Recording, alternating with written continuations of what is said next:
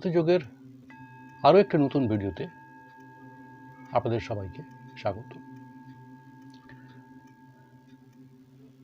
ক্রিয়াযোগ এমনভাবে অভ্যেস করুন যতক্ষণ না পরম ব্রহ্ম শরীরে প্রকট হয় এবং অজ্ঞানতা থেকে মুক্তি পান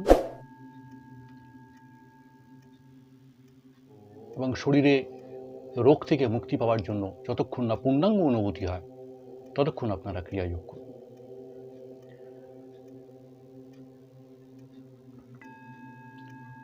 ঈশ্বরের আশীর্বাদের হাত আপনাদের মাথার ওপর বর্ষিত হোক।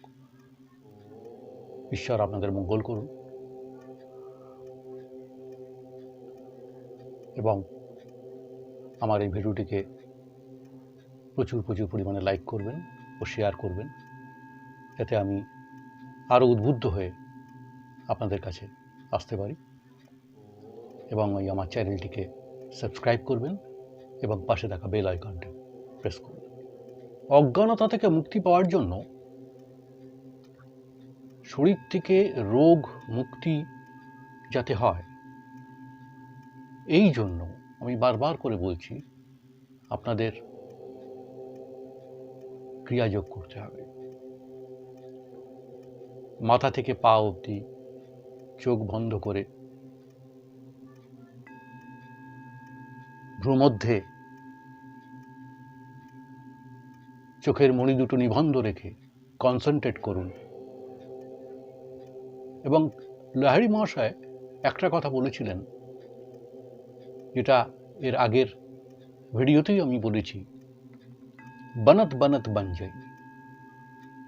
দেখবেন করতে করতে হয়ে যাবে।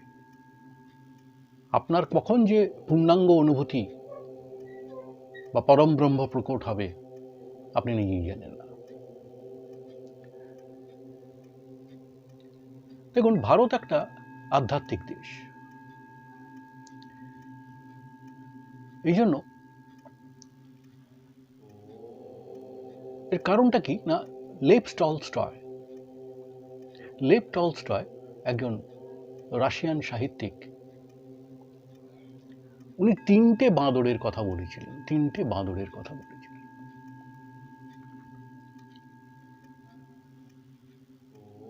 একটা বাঁদর চোখ বন্ধ করে থাকবে, খারাপ কিছু সে দেখবে না।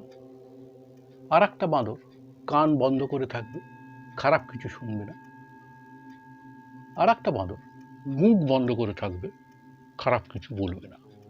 টলস্টয় এটা লিখেছিলেন, কিন্তু এই ধরনের কখনো পৃথিবীতে বাঁদর পাওয়া যায়। কিন্তু এই বাঁদরের মতো অভ্যাস আমরা করতে পারি যে খারাপ কিছু দেখব না, খারাপ কিছু শুনবো না এবং খারাপ কিছু বলবো না।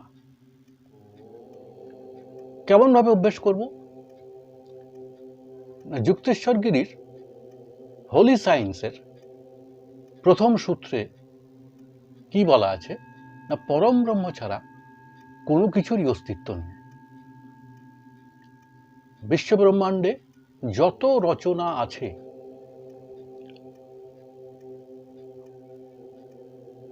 দৃশ্য এবং অদৃশ্য জগৎ পরম ব্রহ্ম দ্বারা সবকিছু প্রকট হয়।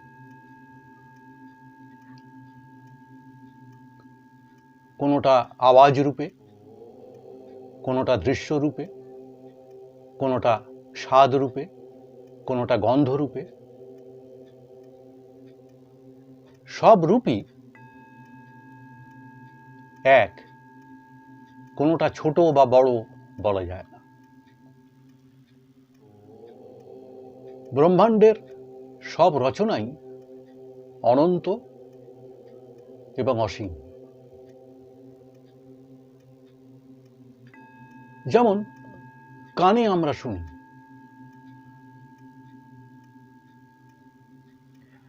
সেটা আমরা খারাপ যেন না বলি। প্রত্যেক আওয়াজের মধ্যে ব্রহ্মাণ্ড লুকিয়ে আছে।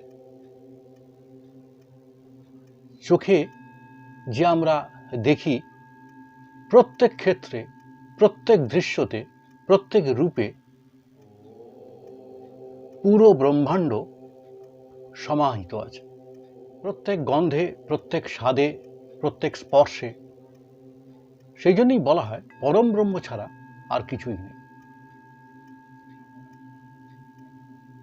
ওই পায়ের রূপে, হাতের রূপে, শরীরের রূপে, সুতরাং সব রূপ আপনার শরীরে প্রয়োগ করে অভ্যেস করুন। মাথা থেকে পা অবধি খোঁজ করুন, দেখবেন মৃত্যু লোক বলে কিছু নেই। যখন এই অভ্যাসে লেগে যাবেন তখন দেখবেন রোগ হবে না। কানে যেটা শুনবেন তার নিন্দা করবেন না। খুব সুন্দর গান হচ্ছে, গানটা খুব ভালো, কিন্তু ওই গানটা খারাপ, ভালো নয়। সব আওয়াজই মহত্বপূর্ণ, সব দৃশ্যই, সব গন্ধ, সব স্পর্শ, মাথা থেকে পা অবধি অনন্ত সব দৃশ্যই এবং অনন্ত অসীম। এই অভ্যাস করে যান, দেখবেন আপনি সাধনার চরমে চলে গিয়েছেন।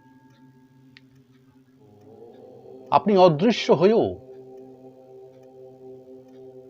কারো সেবা করে চলে এলেন, যেটা লাহিড়ী মহাশয় করেছিলেন। তিনি যেখানে চাকরি করতেন তার সুপিরিয়রের স্ত্রী যখন অসুস্থ ছিলেন বিদেশে, বিলেতে মানে ইংল্যান্ডে, তাকে উনি সুস্থ করে সেই অদৃশ্য রূপে তিনি দেহ নিয়ে এসে গিয়ে তার সেবা করে চলে এসেছিলেন। কিন্তু এর প্রচার করা যাবে না। প্রচার করলেই তার গুণ মহত্ব নষ্ট হয়ে যাবে। এবং আপনার যিনি গুরুদেব, সেই গুরুর আশীর্বাদ নিয়ে এই সাধনা আপনি লেগে থাকুন। গুরুর প্রচারও করার কিছু দরকার নেই। আপনি দেখবেন আপনার জীবন সার্থক হয়েছে এবং আপনার শরীরের যে পরম ব্রহ্ম যে প্রকট হয়েছে, আপনার শরীরে মধ্যে সে অনুভূতিটা আপনি অনুভব করতে পারবেন।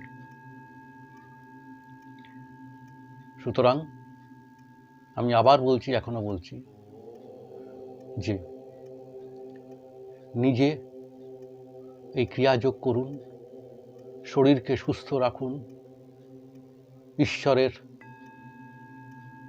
সেবা করুন এই সাধনার মাধ্যমে। আপনার শরীর যদি ঠিক যদি না থাকে, আপনি কিন্তু কোনো ঈশ্বরেরই, কোনো মানুষেরই বা কোনো কিছু ফিজিক্যালি, জীব জন্তু, মানুষ, পশু পাখি, কারোরই আপনি সেবা করতে পারবেন না। তাই আপনি এই ক্রিয়াযোগ অভ্যেস করুন এবং আপনি পরম ব্রহ্মের অনুভূতি লাভ করুন। নমস্কার, ভালো থাকবেন।